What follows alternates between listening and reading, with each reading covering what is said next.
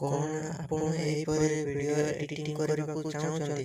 ତ ତେବେ ଆପଣ ଭିଡ଼ିଓର ଡେସ୍କ୍ରିପସନରେ ଦିଆଯାଇଥିବା ଲିଙ୍କରେ କ୍ଲିକ୍ କରନ୍ତୁ ଏବଂ ତାପରେ ଭିଡ଼ିଓର ଡେସ୍କ୍ରିପସନରେ ଦିଆଯାଇଥିବା ଲିଙ୍କରେ ଏଲାଇଟ୍ ମୋସନର ତାକୁ ଡାଉନଲୋଡ଼ କରି ନିଜ ଫୋନରେ ଏଡ଼ିଟ୍ କରିପାରିବେ ଏବଂ ସେଥିରେ ଦିଆଯାଇଥିବା ଭିଡ଼ିଓର ଡେସ୍କ୍ରିପସନରେ ପ୍ରିସେଟ୍ ଲିଙ୍କ ତାକୁ ଇମ୍ପୋର୍ଟ କରିନିଅନ୍ତୁ।